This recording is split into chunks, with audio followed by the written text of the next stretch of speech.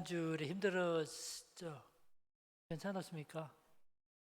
지난주에도 많이 오셨는데 오늘 또 보니까 많이 오시고, 하나님의 교회는 어른들도 많이 있어야 되지만 또 젊은 분도 많으면 좋은데, 아까 우리 주일학교 선생님들 저 숫자를 세보니까 21명이더라고요.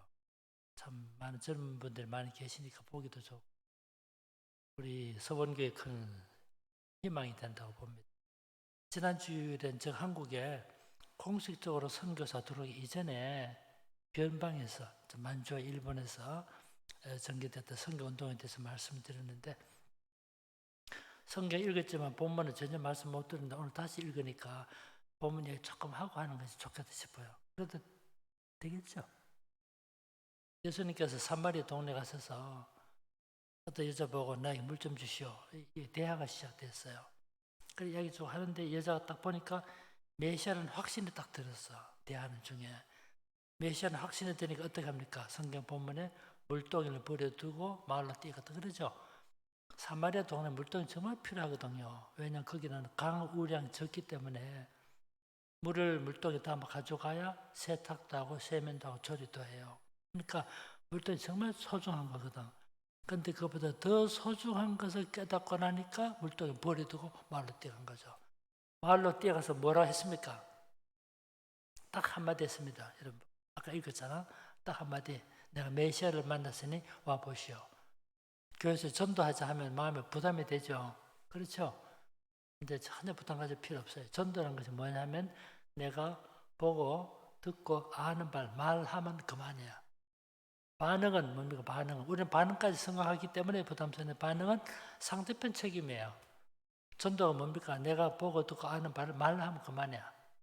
상대편 책임이야. 그러니까 뭐라고 말합니까? 내가 메시아를 만났다. 그러니까 사람들이 뭐랍니까? 놀라가지고 동네에서 마을에서 우물가로 몰려들기 시작했어요. 근데 생각해봐요. 이 여자가 어떤 여자였어요? 이 여자가 좀 유치부 때부터 공부하지 않았어요. 그리고 그 동네에서 별로 신뢰를 못 받아가지고 믿음성이 없는 여자 아니에요. 그러나 남들 다 잠잘 때 오수 때 물길로 갔던 여자 아닙니까?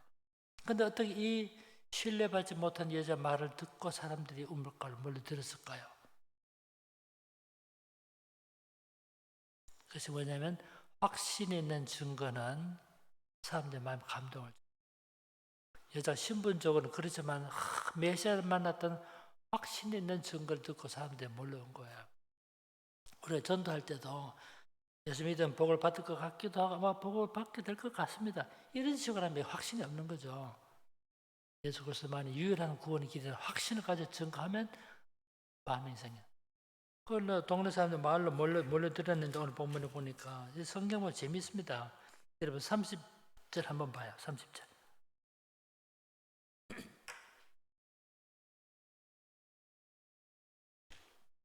이 말을 듣고 그들이 동네에서 나와 예수께로 뭐라고요? 예수께로 오더라.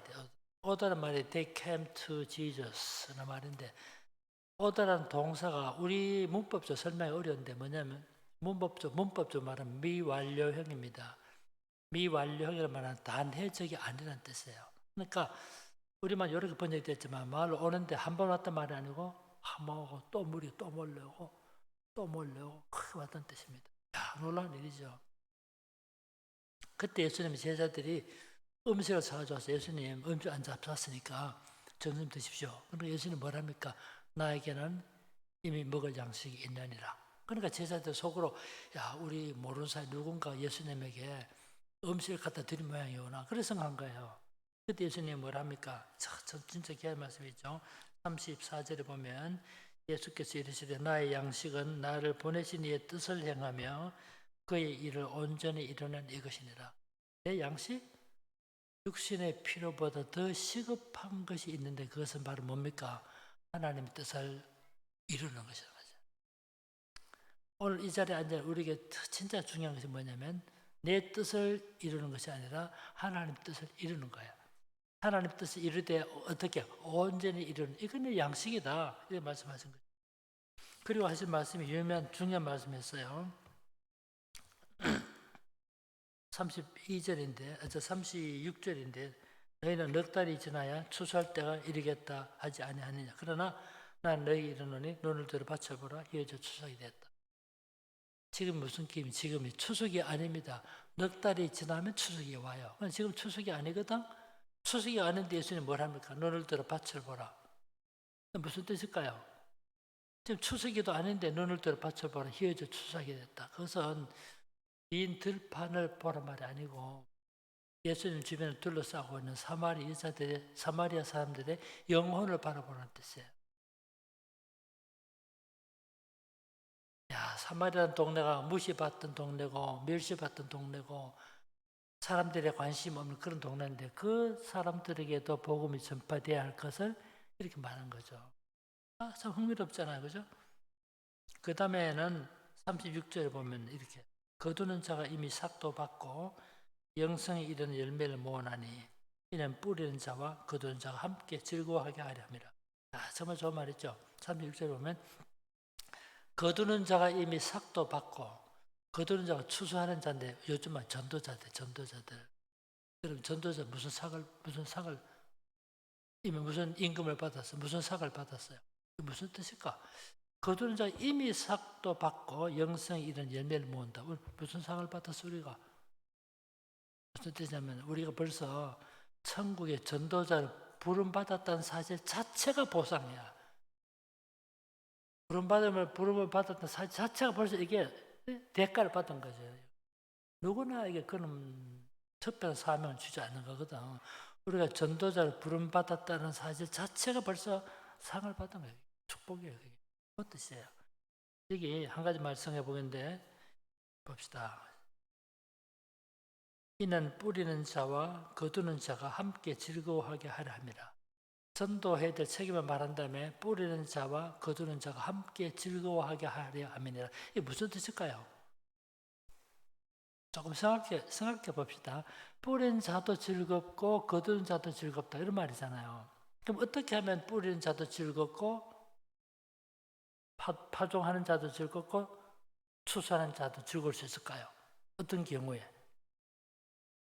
그러니까 이는 뿌리는 자와 거두는 자가 함께 즐거워하게 하려 함이라 말했는데 어떤 경우가 뿌리는 자도 즐겁고 거두는 자도 즐거워요? 그 말은 무슨 뜻일까요? 속으로는 다 생각하시겠지만 그 무슨 말이냐면 결실이 있다는 뜻. 결실이. 그럼 결실이 있으니까 뿌리는 자도 즐겁고 거두는 자도 즐겁거든요. 저는 이 말씀 진짜 그렇다 생각해요. 우리 하나님의 나라와 교회를 위한 봉사에는 반드시 결실이 있어요. 그 말이 뿌리는 자도 즐겁고 결실이 있기 때문에 뿌리는 자도 즐겁고 거두는 자도 즐겁고 결실이 없으면 뿌린 자도 즐겁지 않고 거두는 자도 즐거움이 없는 거죠. 그러니까 복음을 위해서 일하는 것에는요 뿌리는 자도 즐겁고 거두는 자도 즐겁다는 뜻이니까 그 말은 결실이 있다는 뜻이에요. 우리 살아보다 보면 정말 그런 경험을 많이 해요. 이런 얘기까지 하려면 시간이 역사 이야기를 좀 해야 되는데 부담이 가는데 간단히 한번 해볼게요. 그래도 제가 부산 어떤 교회 있을 때 교회는 건물 지른다고 교회 다 뜯고 그래서 예배 못 드는 고신대학교 강당에 예배 드렸어요. 고신대학 강당 옆에 복음병원이 있잖아요. 난 예배 때 오후 예배 시간 나니까 밥 먹거나 시간 나니까 우리 복음병원 전도하라 해서 청년들 데려가서 전도했거든요. 근데 전도하고 나왔지만 진짜 예수 믿겠다고 몰라는 거죠. 세월이 지나고 보니까 그때 가서 예수 믿어 전도하는 그 환자가 죽었어. 환자 죽긴 죽었는데 죽기 전에 자기가 예수 믿게 되고 자기 죽을 때 자기 관속에 성경을 이어달라고 해서 그랬어. 짧게 말을 딱 들어보니까 그때 전도받고 이분 예수 믿은 거야. 예수 믿고 죽은 거야. 몰랐는데 지나고 보니까 진짜 뿌리는 자도 즐겁고 거두는 자도 즐겁단 말이 생각나더라고요. 정말 그렇습니다. 하나님의 나라의 일은 반드시 결실이 있다는 확신을 심죠. 그 다음에 37절 그런즉 한 사람이 심고 다른 사람이 거둔다 하는 말이 옳도다. 그 말이죠. 한 사람 심고 우리가 복음의 씨를 뿌릴 때는 내가 살아있을 동안 결실을 못 봐요. 못 볼 수도 있어요. 그러나 다 세월 지나면 결실을 얻는 거죠. 저 부산 사니까 부산 지방에 선교사들 말고요. 한국인들 부산 경남 지방에 울산 포함해서 경남 지방에 부산 경남 지방에 선교사는 제일 처음 한국인으로 복음을 위해서 일한 사람 누굴까? 요즘 말하면 전도자가 누구였을까? 추적을 했잖아요, 제가요. 야, 힘들었습니다. 선교사 초기 문화 뒤지고 말입니다. 제가 지금 나이가 70, 제가 나이가 지금은 여름 볼 때는 한 47 정도 보이죠. 근데 제가 나이 70 하나입니다. 그래도요, 내가 고등학교 3학년만큼 지금도 공부해요. 나 외국 다니면서 도서관 가서 고문서 그걸로 하고, 야, 뭐야. 그또 조선말도 아니고 외국어로 읽는 거 얼마나 힘듭니까? 진짜 많이 읽었어요. 그런 가운데 선교사들이 가서 집에 돌아서 편지, 일기, 성경 보고 추적해서 부산 경남지방 제일 처음으로 전도자로 일했던 한국인을 밝혀냈는데 그 사람이 누구냐면 고학윤이라는 사람, 고학윤. 이분이 예수 믿는 사람 없을 때 자기 요즘 벤또를 그랬거든. 도시락 준비하고 다니면서 전도하다가 때가 되면 나무 밑에 앉아서 잡수시고 진짜 이리 전도했어. 진짜 산을 넘고 강을 건너서 그때 전도한다고 물 한 그릇 대접합니까? 밥 한 그릇 대접한 적 있나요? 요즘엔 전도하면요. 저도 길거리 전도하는 보면 속으로 가서 뒤에서 먹을 거 사가지고 갖다 주고 한 적 있어요. 너무 수고한다고. 요즘에 그 시대 누가 그렇습니까? 전도한다 밥 한 그릇 대접받는 적, 또 물 한 잔 대접받는 적, 욕만 얻어먹는 욕만. 어떤 동네 가서 예수에 대해서 들어보셨습니까? 그랬더니 안 얻어 터진 게 다행이지. 우리 동네 예수라는 사람 없으니까 저쪽 동네 가보시오. 재밌는 일 아닙니까? 어떤 동네 가서 그래서 예수에 대해서 들어보셨습니까? 그랬더니 우리 동네 예수라는 사람 없으니까 저쪽 동네 가보시오. 그런 때 아닙니까? 정말 고생 많았어요. 한 번은 부산역 있죠, 부산역. 그 매립지입니다, 거기. 얘는 촌락이었어요. 그 동 가까이서 이 친구 고학윤 씨가 동네 사람들 얻어맞아서 겁은 죽을 뻔했어요. 선거서 읽어보면 he was almost die. 겁은 죽었대요. almost die. 왜요? 이북 사람이 와가지고 남의 동네 와서 이상한 종교를 전파한다 그래 동네 사람 몰려들 몰매를 가했던 거예요. 그래 다 포기하고 돌아가고 싶은 마음이 있었지만 끝까지 남아서 이 부산 경남 지방 다니면서 복음 전했던 사람이 고학윤이에요. 근데 고학윤이 그때는 진짜 다 거절한 것 같았는데 10년이 지나고 20년이 지나고 80년, 90년, 100년 전에 오늘의 부산 경남 지방 복음화의 기초를 놓겠던 거예요. 신명기 5장에 보면 이렇게 나와요. 나를 사랑하고 내 계명을 지킨 자에게는 뭐라고요? 기억나세요? 나를 사랑하고 내 계명을 지킨 자에게는 뭐라고? 1000대까지 이르러 복을 주시겠다 약속하셨어요. 1000대. 이야, 그러나 속으로 이렇게 주를 위해 살았는데 그 후손들이 어디서 못하고 있을까? 후손을 추적했어요. 고학윤 씨 아들이 고명우 밝혀냈어요. 고명우가 나중에 고명우 아버지 고학윤 씨 선교사를 같이 일하다 보니까 고명우가요. 그때 100년 전인데 선교사에게요. 영어를 배웠어요. 영어를. 지금은 뭐 영어 잘한다는 별거 아니지 그때만 해도 대단한 거거든. 영어를 배운 거예요. 영어를. 그 선교사 부인이 내가 그 선교 얘기 나중에 할게. 선교 부인이 음악가 오르간 연주를 할 수 있어. 선교사 부인한테 오르간을 그때 풍금을 배웠어요. 야, 그때 영어 한 사람은 진짜 귀하다. 그런데 어떤 아이가요, 영어를 배웠죠? 악기를 연주할 수 있겠네. 그러니까 공부하는 거 세바란스 의전에 학교를 한 거야, 세바란스 의전에. 그때 우리나라 대학은 2군데뿐이었어. 평양에 있는 학교, 숭실 전문학교. 서울에 있는 학교, 세바란스 학청. 세바란스 의전에 입학한 거야. 세바란스 의전에 입학해서 16살짜리, 17살짜리인데, 그 짜리가 서울 가면 정동 감리교회 있죠? 여러분 아세요? 우리나라 감리교회 제일 오래된 교회, 정동 감리교회 오르가니스트 된 거야. 16살짜리가. 세브란스 의전 다니면서. 그래, 이 친구가 의전 졸업하고 의사가 됐어, 의사가. 의사가 되어가지고 아버지가 있는 부산을 왔을 때가 부산 인구가, 부산 경남 인구가 150만 명, 울산 포함해서 150만 명 살 텐데 한국인에서 한 명도 없을 때 의사로서 육신의 아픔을 안고 고통당하는 사람들을 위한 선한 의사로 살았던 사람이 고명호 박사예요. 나중에 서울 가서 서울 남대문교회 장로가 됐어. 이 고명호 박사가 5남매를 줬어. 5남매.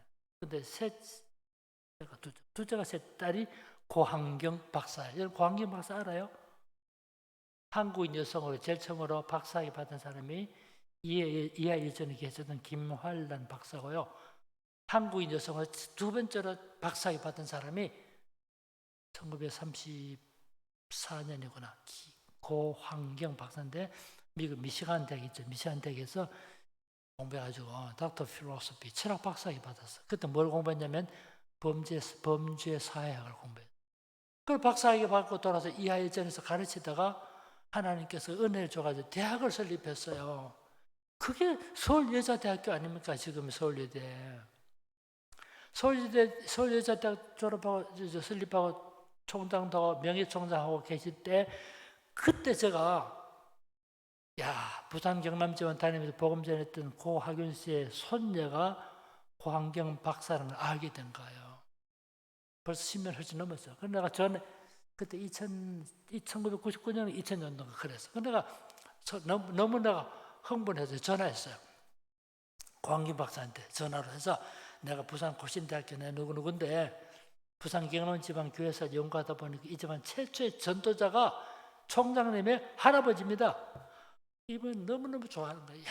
자기 몰랐다는 거야. 자기는 자기 할아버지가 부산에서 예수 믿고 산 건 알았는데 몰랐다는 거야. 그 얘기 듣고 당시 할아버지가 처음으로 예수 믿고 예수 믿는 사람 아무도 없을 때 이걸 뭐 저거 뭐 다니면서 복음 전했던 최초의 한국인 전도자였다니까 너무너무 좋아하는 거야.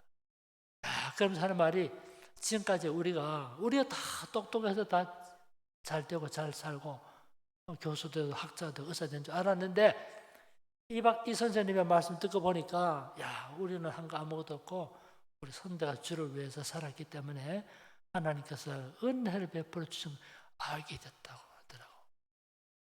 전하기 때문에 얼굴 못 봐도 눈물을 흘리시면서 오늘 우리 된 것은 우리의 노력의 결실이 아니라 주를 위해 살았던 우리 선대가 남기는 눈물의 열매라고 말하더라고. 나도 감동이 되더라고. 그때 교회에서 공부하다 얻은 거예요.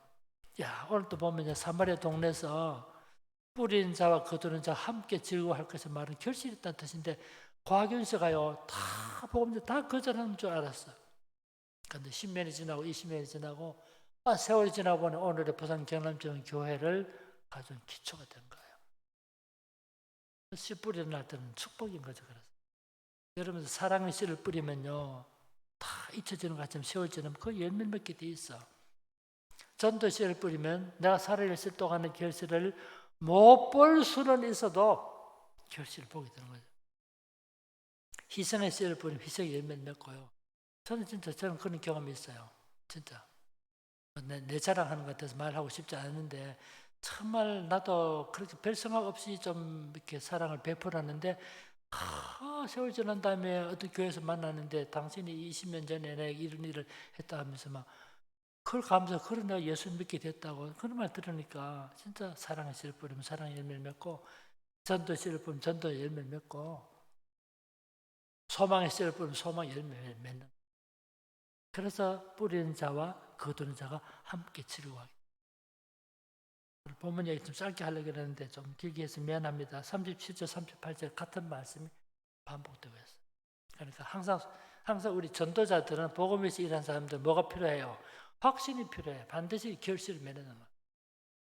하루 종일 일해도 결실이 없으면 얼마나 힘들어요 그게. 근데 처음에는 신라 같은 작은 소망의 빛이 큰 빛을 이루는 결실이 있는 거죠.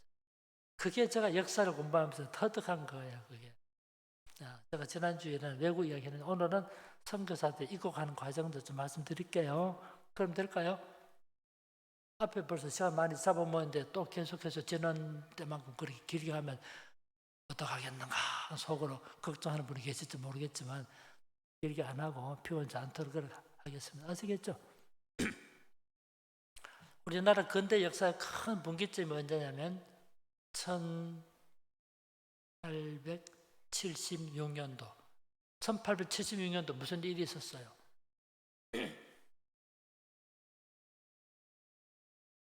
혹시 기억나세요? 1876년도 무슨 일이 있었습니까? 잘 기억 안 날 때 어떻게 합니까? 무슨 일이 있었습니까? 할 때 여러 가지 일들이 있었죠. 그중에 한 가지가 우리가 항구를 열었어요. 항구를 열었다면 개항했단 말하면 개항. 그렇죠? 우리나라 몇 군데 항구를 열었습니까? 그러면 몇 군데 항구를 열었죠? 여러 군데. 제일 먼저 부산항, 부산항. 두 번째 원산항. 세 번째 제물포, 인천항을 냈죠. 항구를 열었단 말은 10년 동안 세국 정책을 쓰다가 항구를 열었단 말은 이제 우리도 외국과 문물 관계를 시작하겠다는 선언이죠. 그러니까 이제는 항구를 열고 나니까 외국인들 우리나라 올 수 있는 환경이 되죠. 그러니까 일본과 중국에 와 있던 선교사들이 지금 조선이 변화되고 있습니다. 조선에도 선교가 가능하게 됩니다. 본국의 편지 속 이런 분위기 일어나. 그래가지고 우리나라 선교사도 오게 되는 거죠. 1882년도에는요. 이때는 만주에서 누가복음, 요한복음이 번졌던 그 해 아니면 그 해인데 1882년에 우리나라 제일 처음 미국과 외교 관계를 수립했어요. 이게 한미 수호 통상 조약이에요. 그때는 한미를 하지 않고 뭐라 했습니까? 그때는 뭐라고? 한국을 조선에 불렀기 때문에 조미 수호 통상 조약. 미국 할 때 미자 한문은 무슨 미자 써요? 지금 기분이 안 좋으신 거 다 아시면서 말씀 안 하시네. 지금 아름다운 미자 쓰죠. 미국 쓸 때. 그렇죠? 그때는 미국 무슨 미자 썼어요? 네? 무슨 미? 쌀미 써서 쌀미 잘 산다고. 그때 어떤 데 조미 소통상 조약을 체결하는 이게 우리나라가 제일 처음으로 서방의 나라와 외교 관계를 수립한 거예요.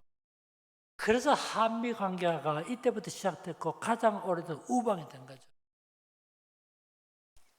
그러니까 이제 영사관이 설치되고 그러니까 미국인들 한국을 입국할 수 있는 환경이 있는 거예요. 그래서 2년 후인 1884년에 알렌 선교사 한국으로 오게 됩니다. 이분이 우리나라에 거주하기 위해서 왔던 첫 선교사예요. 영어로는 resident missionary 그래요. 거주하기 위해서. 그 전에 선교사들은 서쳐 갔었다는 의미인데. 그때 알렌이 어디냐면 중국 상해에 와 있었어. 상해 와 있는데 날씨는 춥지요. 말은 안 통하죠. 다른 선교사 관계도 안 좋지요. 그래서 임지를 바꾸고 싶었는데 그때 마침 우리나라 한국을 열게 되니까 상해에 와 있던 알렌 선교사 1884년 9월 14일 날 상해를 떠나가지고 부산에 왔을 때 9월 17일 부산항을 거쳐가지고 인천에 갔을 때 9월 20일. 그래서 9월 20일 한국에 왔다고 말하고 있는 거예요. 사실은 부산에 먼저 왔기 때문에 부산에 온 날이 9월 17일 날이었어요. 알렌 여러분 사진 보셨죠? 알렌. 키가 보통 미국인보다 컸어요. 알렌이. 의사인데 의사지 지금 보면요 진짜 그 당시에 미국 의사학교 몇 년 공부 3년 공부해서 3년 이미 의사 된 사람 밑에서 1년 동안 조수 노릇을 했으면 2년만 공부하면 의사자. 근데 알렌이 3년 공부했던 사람이야. 그러니까 요즘식으로 볼 때는 많이 부족했어. 그런데도 우리나라 의술이 워낙 낙후됐기 때문에 우리나라 와서 정말 귀한 일 많이 했죠. 9월달에 들었잖아요. 그 12월달에 무슨 일이 있었어요? 우리나라에 1884년 12월달에 무슨 일이 있었어요? 잘하시네. 많은 일들이 있었죠. 그때도. 한 가지가 우정국 갑신정변이다. 갑신정변. 정변이라는 말이 한문으로 정변은 뭡니까? 달리면 그게 정변이 뭐예요? 정변. 다른 말로 말하면 쿠데타 이런 쿠데타. 갑신정변이 갑신년에 일어나는 쿠데타 아닙니까? 일본의 세력을 등에본 개화파 인사들이 청나라를 배경으로 민별 중심의 수구파를 제거하려는 혁명을 일으켰잖아요. 그게 갑신정변 아닙니까? 뭐를 계기로 우리나라 최초 우체국을 만들었어. 우정국을 만들었어. 야, 낙성식, 요즘은 헌당식, 낙성식 할 때 고관 대사들 다 모일 때 그때 기해서 민비와 그 일족을 죽이려고 계획을 했죠. 근데 못해 실패했죠. 누구만? 민비의 조카인 민영이만 칼로 찔러가지고 그 죽게 됐죠. 죽지는 않았어. 그러니까 막 발칵 뒤집어진 거죠, 그때. 그때 3일 천하로 실패했죠. 그래서 이 갑진정을 일으켰던 김옥균, 박영효, 서재필, 서강범 다 도망갔잖아요. 김옥균은 첫째는 일본 도망갔다 나중에 중국 상해로 도망갔거든. 자기 칼에 찔러 죽었다. 서재필은 어디로 도망갔어? 서재필은 미국으로 도망갔습니다. 그래서 미국 가서 의사 돼가지고 돌아오잖아요. 와서 나중에 독립신문 만들고 했잖아요. 그 다음에 박용효는 어디로 갔어요? 박용효. 일본 도망갔죠? 도망갔다 불안해서 미국 갔어. 갔다 영어도 안 되고 하는 거 불편 다시 일본 돌아왔다가 나중에 기독 신자가 됐어요. 근데 갑신정변 실패로 돌아가는데 그 민영이가 칼을 찔러서 죽게 된 거죠. 야, 그 다음에 한의사들이 고칠 수 있나 이런 거? 근데 마침 민영이가 칼을 찔린 거기서부터 1.5kg 지방에 누가 알렌 의사가 살고 있었던 거죠. 하도 급하니 알렌 의사 데려온 거예요. 그래서 알렌 의사가 그만 죽어가던 사람을 3개월 동안 치료해서 살려낸 거야. 자, 이게 정말 흥미로운데 알렌 의사가요, 민영이 그 당시 우정구에서 1.5km, 2km만 떨어져 있어도 민영이 죽었어요. 1.5km 있었기 때문에 빨리 부름을 받고 입골, 궁궐을 가지고 피를 철철 흘리는 민영이를 칼로 꼬맸는데, 지금부터 정확한 기가 안 나요. 알렌 일기가 나와요. 30몇 방울 꼬맸어요. 그러니까 죽어갔던 민영이가 살려내니까 고장이에요. 너무 기쁜 거예요. 그래서 서양 의술을 신뢰하게 된 거죠. 그래서 고장이 어떻게 했냐면 고종 황제가 이 알렌 의사를 자기의 주치의로 만든 주치의. 요즘은 주치의라고 해요. 그때 뭐라 불렀냐면 어의, 임금하자, 어의를 부른 거예요. 어의로 삼고 벼슬을 줬어요. 그게 정상품 벼슬을 줬어요. 이게 우리나라 관과 여러분 정부 관료들하고 선교사가 좋은 관계를 맺게 되는 시작이 된 거예요. 그래서 우리나라 선교사가 들어올 수 있는 그런 환경을 만들어가게 된 거죠. 나중에 이런데 민비죠. 민비가 누구면 명성왕후 아닙니까? 그렇죠? 명성왕후가 아프면 알렌 의사 보고 약을 달라 그랬어요. 그럼 알렌 의사가 가서 진찰합니까? 서양 의사가 한국의 왕비 손댈 수 있나? 손도 못 대죠. 남자 한의사, 여자 손 못 댑니다. 근데 어떻게 진찰하면 우리나라 한의사도 대단해요. 여기 줄을 묶어가지고 줄을 묶었잖아요. 줄을 묶어 밖에서 줄을 가지고 진맥했잖아요. 보통 신뢰가 아니죠. 근데 알렌은 명수하고 아프단 말을 들었지 어디 아픈지도 모르고 약을 지줘야 돼요. 근데 약을 보냈는데 명수왕후가 병이 나왔어요. 그런 일을 3번 반복했어.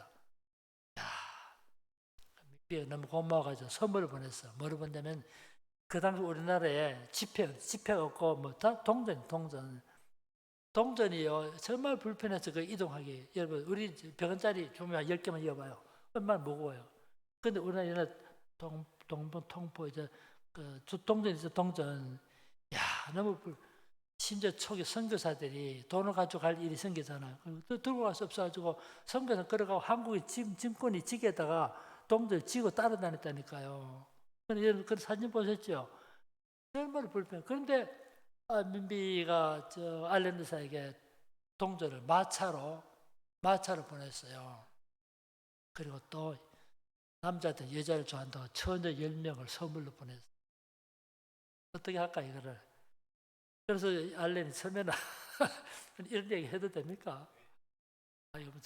그래서 돈은 받고 처녀 돌려 보냈어요. 처음에 돌려 보내서 생각해 보니까 쓸만한 다시 돌려 불러요. 그래 뭐를 시키냐면 간호사 교육을 시켜서 간호사. 그래서 우리나라 최초의 간호사는 이성 출신 여성이었다. 하여튼 이런 일들이 있었는데 이런 가운데 우리나라 두 번째로 선교사 들어요. 이듬해인데 1885년 4월 5일 날 처음으로 우리는 목사 선교사 2사람이 들어요. 한 사람이 언더우드고 또 한 사람이 누구? 아펜젤라요. 언더우드는 장로교 목사고 아펜젤라는 감리교 목사인데 목사 안수 받자마자 온 거예요. 언더우드는 그때 몇 살이나 26세. 감리교 아펜젤라 27세. 언더우드는 총각이야. 아펜젤라는 금방 결혼한 부부가 왔어. 그래가지고 일본을 거쳐서 인천으로 들어왔거든. 근데 알렌은 총각이니, 언더우드는 총각이니까 별 문제 없는데 아펜젤라는 젊은 여자가 왔기 때문에 부인하고 왔기 때문에 그때 우리는 정서가 불안하니까 서양 여자 왔다고 해칠 수 있다. 그래가지고 위험하다고 벤젤라부 당신 두 부부는 아직 우리 조선의 정서가 안 좋으니까 일본 돌아가 있다가 한 2달 뒤에 다시 오지. 그래 돌아가 버렸잖아요. 알렌만 우리가 상교케하자 알렌이 우리나라의 최초의 개신교 선교사들. 우리나라 왔던 선교사들 있잖아요. 나에게 몇 살 때냐면 26세, 27세. 나의 말했던 사람이 31살. 야, 나중에 말씀드린 최면 마앞에 29살. 20대 젊은 청년들이었어요. 자기 나라에서 목회 제대로 못 해봤던 사람들이야. 근데 우리나라 와서요, 초기 선교사들 정말 큰일 많이 했어요. 어떻게 해서 그랬을까? 저 이런 말 자주 하는데 이런 말 합니다. 열정이 미숙을 극복했다. 열정이 미숙을 극복했다. 목회도 제대로 못 해보고 성찬식도 제대로 못 해보고 장례식도 안 해보고 그래 한국에 왔지만 진짜 복음에 대한 열정이 있었기 때문에 그 미숙을 극복할 수 있게 된 거예요. 언더우드 많이 듣죠? 1885년 4월 5일 날 왔던 언더우드가 우리나라 4대째 한국에서 선교했어요. 이거를 선교사로서 이제 로얄 패밀리예요. 이때 언더우드가요. 1885년 4월 5일 날 왔잖아요. 이 언더우드 우리나라 와가지고 큰만 고을 만들었죠. 경신학교 만들었죠. 예수교 학당이라는 이름을 출발했는데 기독교 신문 만들었죠. 성경 번역했죠. 또 뭐 해놨죠? 기독교 잡지 만들었죠. 정말 일 많이 했어 언더우드. 언더우드가 그렇게 나중에 뭐 했습니까? 연희 전문학교, 연세대학교 만들었잖아. 언더우드 선교사 형님이 있었어요. 그 형님의 이름이 뭐냐면 존 언더우드. 존 언더우드 뭐한 사람이냐면 언더우드 타자기 창업주입니다. 여러분 타자기 아세요? 타자기 나중에 코로바 타자기니 뭐 코스모스 타자기 많이 나오는데 진짜 처음에 나온 타자기가 언더우드 타자기예요. 울산에 고물상 있죠? 고물상 다니다가 진짜입니다. 농담 아니고 진짜 언더우드 타자기 있으면 사두세요. 그거. 그 언더우드 타자기는 언더우드 선교사 형님이 만든 타자기에서 만든 거예요. 그때 컴퓨터 없을 때 할 때 얼마나 진짜 많이 팔았으면 그 언더우드 타자기 처음에 걔는 이만큼 나중에 점점 기계가 작아졌는데 처음 이만큼 내가 하나 구한 이만큼을 점점 기계가 발전해가지고 작은 소형으로 만들어갔는데 이게요 그릇 팔아 번 돈 가지고 조선에서 일한 동생인데 이거 가지고 조선에 복음을 위해서 돈을 벌 그 돈 가지고 연해도 16만 평 땅 그게 지금의 연세대학교 부유자였던 거 아니에요.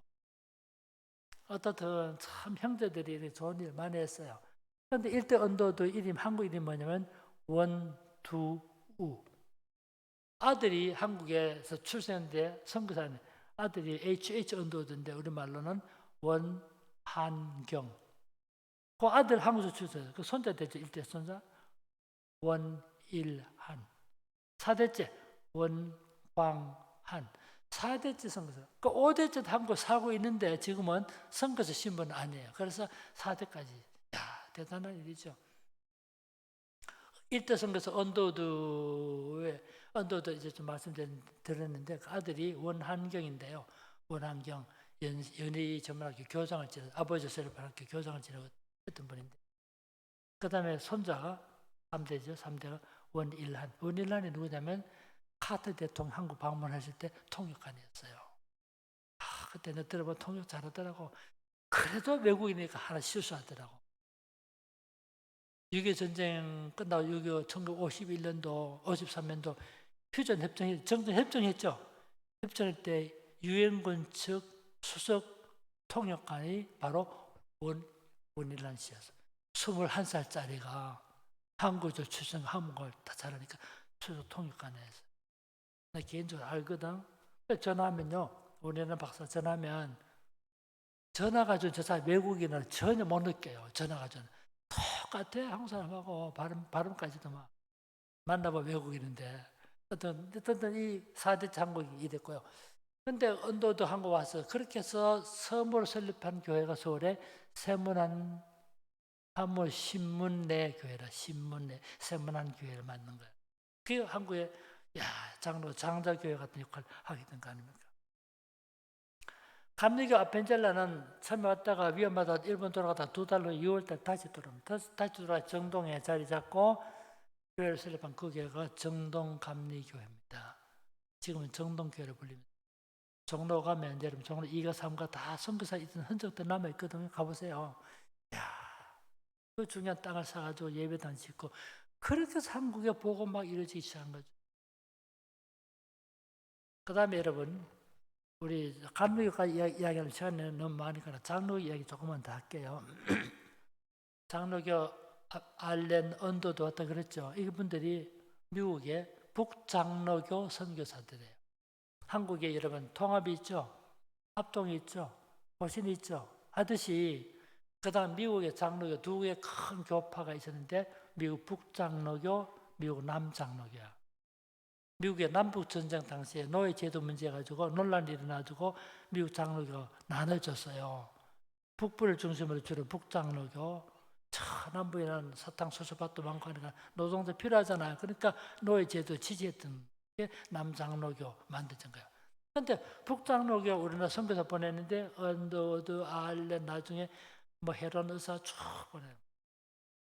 한국의 장로교회 두 번째 한국의 선교사를 보낸 나라가 호주예요. 호주 장로교가 1889년도에 처음으로 선교사 보낸 그 사람이 조셉 해리 데이비스라는 선교사 보냈어요. 호주 사람이. 이 데이비스가 1889년 8월 21일 날이에요. 21일 날 멜버른을 떠나가지고 기차 타고 시드니에 가서 저 호주 끝에 케언즈, 인도네시아 밑에 케언즈거든. 케언즈 거쳐가지고 인도네시아 필리핀 앞바다 거쳐서 우리나라 왔을 때가 1889년 10월 2일 날 부산항으로 들어온 거예요. 부산이 수도 아니니까 그 다음에 다시 배를 타고 제물포 갔다 10월 4일 제물포 가서 서울까지 서울 장안에 들어갔을 때 10월 5일 날 데이비스 호주 선교사가 서울로 갔죠. 가서 미리 와 있는 언더드와 같이 지내면서 5개월 동안 조선말을 공부했어요. 5개월 동안 조선어를 공부했는데도 여러분 제가 호주 가서 데이비스가 조선어 공부할 때 노트 있잖아. 노트 그걸 복사해 가지고 왔잖아. 진짜 힘들어서 그거 보면. 그다음에 한국말로 어느 정도 하게 되니까 이제 내가 선교사 어민대 가서 일하겠다 이래 마음먹고 이 데이비스가 서울에서요 5개월이 지난 1890년 3월 14일 날이에요. 3월 14일 날 누나가 누나 손 남겨두고 자기는 걷기도 하고 조랑말을 타기도 하면서 수원, 과천, 공주 내려와 부산까지 온다는 게 길을 잘못 들어가지고 하동까지 내려간 거야. 하동에. 야 하동 가니까 이 섬유강 넘으면 전라도인데 그까지 간 거야. 길을 잘못 들었다는 걸 알고 다시 거슬러서 거창, 함양 거쳐서 산청 거쳐서 그 다음에 어디로 김해를 거쳐서 부산에 왔을 때가 정확하게 1890년 4월 4일 날 부산에 도착했어요. 근데 그해 겨울이에요. 비도 많이 추웠어요. 근데 잘 먹지도 못했죠. 고생했죠. 이야, 폐렴에 감염돼서 폐렴에다 천연두까지 감염돼가지고 부산에 도착했을 때는 1890년 4월 4일 날 기진맥진은. 근데 부산에요 일본 의사가 있었어. 일본 의사를 부산 가면 용도산 공원 알아요? 용도산 공원을 중심으로 5km 이내 지역을 일본인 전관구, 일본인들만 살던 곳이에요. 거기 일본 5,000명 살았어. 그 당시 벌써. 거기 일본 의사를 데려왔어. 일본 의사가 이름이 기타무라인데 이분이 독일 가서 유학했던 그 당시에 벌써 해군 군의관 출신인데 그 의사가 와서 호주 선교사 데이비스 진찰을 보니까 폐렴이에요. 폐렴은 살기 어려워요, 당시. 그래서 영어로 말하면 알아듣는다고 독일말로, 자기 독일에서 공부했기 때문에 일본 의사가 독일말로 이 사람 내일쯤 죽을 것 같습니다. 그런데 호주 선교 데이비스가 멜버른 대학 다닐 때 독일어 공부해서 알아들은 거야. 내가 내일 죽는가 봐. 그래 옆에 있는 게일, 카나다 송 게일 보나를 위해서 마지막으로 기도 한번 했죠. 그래서 게일이 손을 잡고 마지막 기도했어요. 그 기도문이 남아있어요. 이거 신기하지 않나요? 이런 거 아무도 신기한 눈치가 안 보이네 보니까. 100년 전의 일인데 그때 기도문 어떻게 남아있어요. 그게 게일의 문필을 하기 때문에 그걸 기록에 남긴 거예요. 그거를 기도문 좀 깁니다. 내가 다 가 있는데 핵심이 뭐냐면 사는 것이 그리스도이니 죽는 것도 유익하니라. 둘이 기도했어. 조건은 그래 기도하고 해야죠. 그 다음 날이 4월 5일 날인데 데이비스가 부산에서 사망했어요. 폐렴으로. 천년두는 걸려도 안 죽습니다. 아프긴 하봐도 폐렴이 죽어서. 몇 살 때? 34살 때. 한국은 이제 며칠 만에 183일 만에 부산 선교, 경남 선교 꿈을 안고 와서 이루지 못하고 죽었다. 어디 매장할까 하다가 부산 가면 복병산이라고 있어요. 남성 여자 중고등학교는 그 산인데 거기 매장했어요. 여러분 100년 넘었잖아요. 120년 넘었잖아요. 지금도 그 가서 보면 부산 아파트 한이 보여요. 이 소식을 듣고 호주교회가 큰 충격을 받고 이 젊은이의 죽음을 헛되게 할 수 없다. 그래가지고 호주에서 선교 부음이 일어났어요. 요즘 말하면. 여러분 복음에서 일할 때 살아서 남긴 일도 있지만 죽음을 통해서도 자극을 준 거예요. 그래 호주교회가 야 우리 젊은이 죽음을 헛되게 하죠. 그래 막 선교 운동 일어나 대단했습니다. 그 호주라는 나라 있잖아. 호주. 저 호주에서 5년 살았어요. 좀 잘 알아요. 근데 호주에서 어떠냐면 호주 그 당시에 어디만 선교했냐면 호주 원주민, 그 다음에 바누아투라고 옛날에 뉴 헤브리디스인데 바누아투 자유의 나라는 뜻인데 태평양의 나라였어. 그 나라 선교했고 호주에 금광이 발견됐어. 1860년대 금광이 발견되니까 막 중국인들 막 몰려들었잖아. 그 중국에 있는 선교 이것만 하고 있었어. 근데 데이비스 죽은 이 사건 때문에 눈을 돌려 한국으로 선교하게 된 거예요. 그래서 호주교회가요, 데이비스 죽고 나서 제2진 선교사를 2년 후에 1891년에 보내면서 여러분 해방선까지 호주 선교사 78명이 왔고요. 해방 이후에 저 부산에 일신 산부인과 그에 온 의사 선교사, 간호사 선교까지 합치면 126명이 와서 한국에서 일했어요. 그 사람의 헌신과 죽음이 그만큼 결실을 가져온 거예요. 근데 호주 선교사 제2진으로 왔던 사람이 누구냐면 메카이 목사 부인, 처녀 3명, 미스 맨지스, 미스 페리, 미스 퍼셋 5사람이 1891년 10월 달에 왔어요.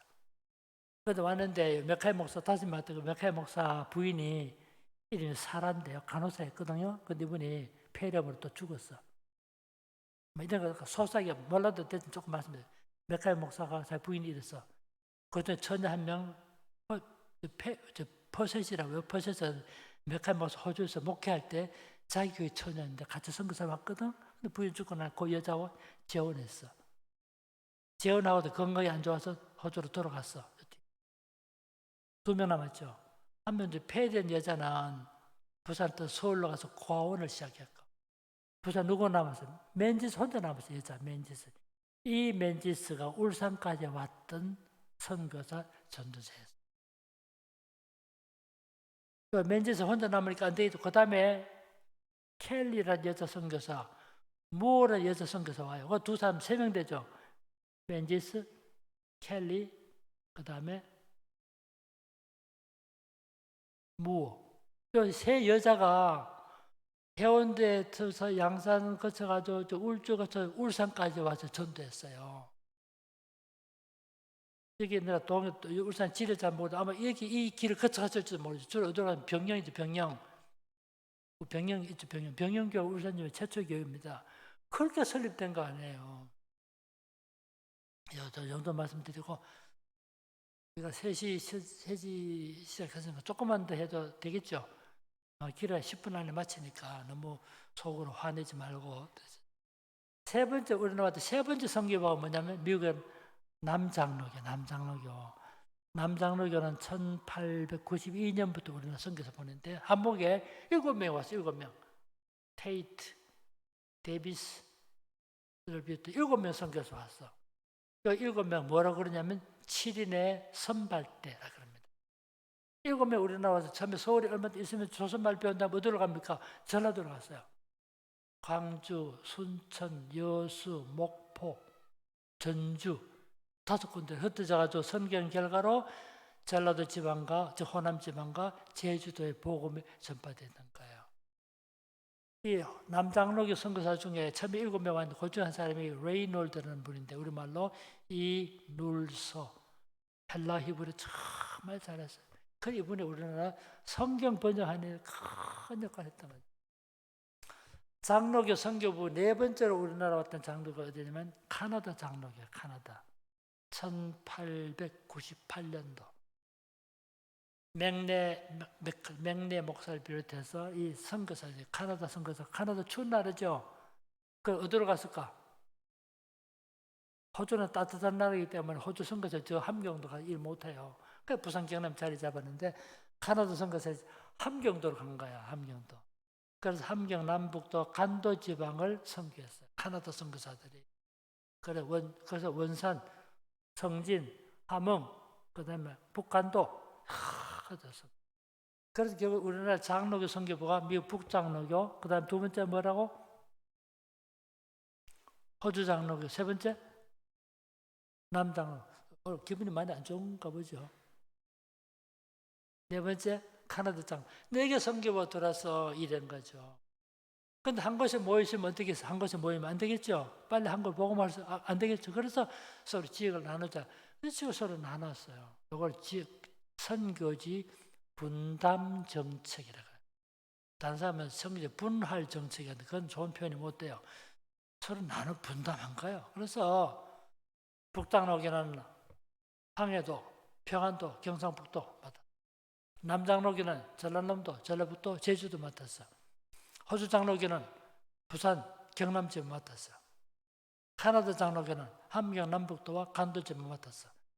그 다음에 감리교 선교사들이 주로 어디 오냐니까 충청도, 강원도, 경기도 주로 많이 가요. 그래서 지금도 강원도 가면요, 원주 이런 데 가보면 다 감리교, 장로교는 없어요, 별로. 그래서 원주 이런 데 강원도 가면 그다음 교회는 다 감리교, 장로교 할 때는 원주 장로교 이름 붙인 이유가 거기 있는 거죠. 그렇게 해서 선교사가 흩어져서 한국을 복음화해서 오늘의 교회로 발전하게 된 거예요. 자, 지금까지 너무 길게 했나요? 잘 이해하셨습니까? 딱 한 2, 3분만 더 이야기할게요. 초기 선교사들 남긴 참 흥미로운 기록이 많습니다. 우리나라 왔던 선교사들이 제일 처음에 신비롭게 생각했던 것이 화장실이었어, 화장실. 야, 한국 화장실 너무 위생적이다. 왜 위생적이 보냐면요. 탁 산골에 가보니까 된장독에 뚜껑 탁 닫은 것도 천만 하나 탁 전하는데 속으로 날씨 추운데 운막 좀 하면 좋겠다 생각 들었지만 한국에 못 하겠지 하는데 하도 급하니까 선교사가 한국 오지 얼마 안 돼가지고 주인 보고 제가 화장실을 좀 줘도 되겠습니까? 그러니까 추우니까 주인이 요 집 요 뒤로 가면 화장실 가보니까 진짜 화장실 안 가고 돌담 돌아가보니까 장독대가 있는데 그 선교사 뚜껑 열어보니까 진짜 화장실인 거죠. 왜요? 색깔 비슷하죠. 냄새 똑같죠. 그래서 뚜껑을 열어놓고 그 위에다가 한 줄기 깊은 소변을 본 다음에 한 줄기 큰 둥치를 내놓은 거죠. 그 뚜껑을 닫아놓고 밖으로 돌아가는데 그러니까 주인장이 보니까 이상하다. 화장실이 뭔데 벌써 오는 거 보니까 이상하지. 직감도 이상하죠. 부인이 뛰어가 봤어요. 가보니까 1년 동안 먹을 된장 위에다가 김이 뭐라 하고 물이 고여 있는 거죠. 그 국자를 가져 이런 말 해도 됩니까? 국자를 가져 물 퍼내고 그 아름다운 것을 제거했어요. 그래서 알면 미안할까 봐 말도 못했어요. 저 된장을 1년 동안 먹고도 탈이 나지 않았다. 진주에 왔던 선교사가 있었는데요.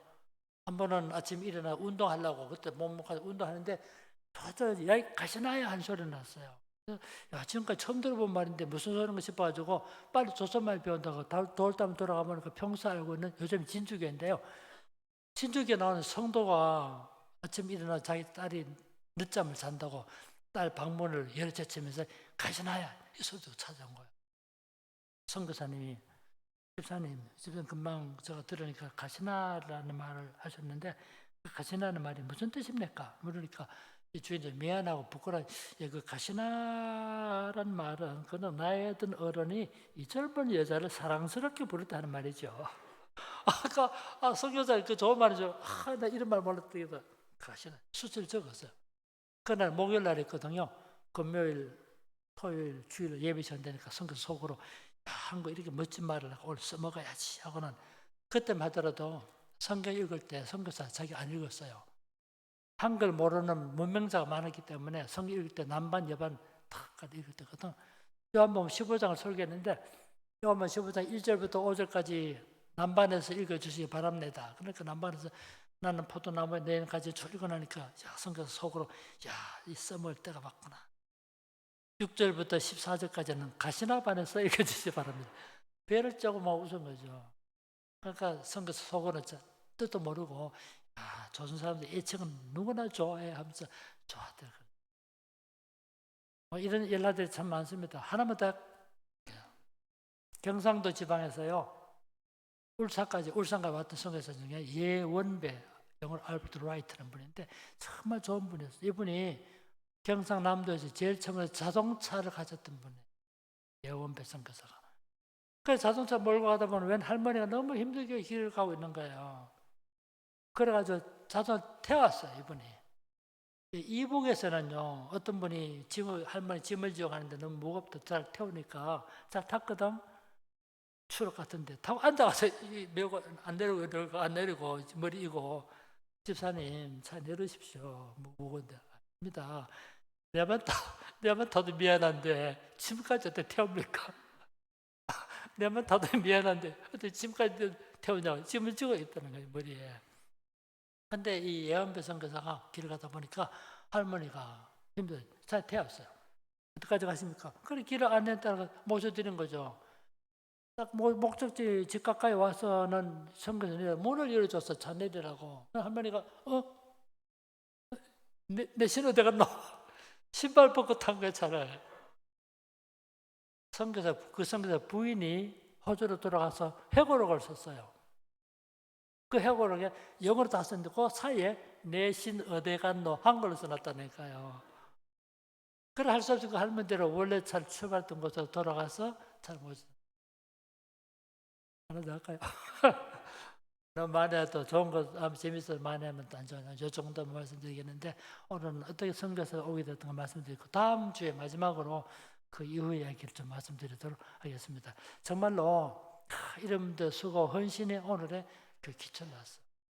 서두에 말씀드렸지만 좀 씨 뿌리는 수고가 있었기 때문에 오늘 우리도 지금 씨를 뿌려놔야 10년 후에 20년 후에 우리 교회가 그 결실을 맺게 되니까 지금까지 그렇게 사셨지만 변함없이 씨 뿌리는 삶을 사시는 우리 모든 성도가 되시기를 주님의 이름으로 축원합니다.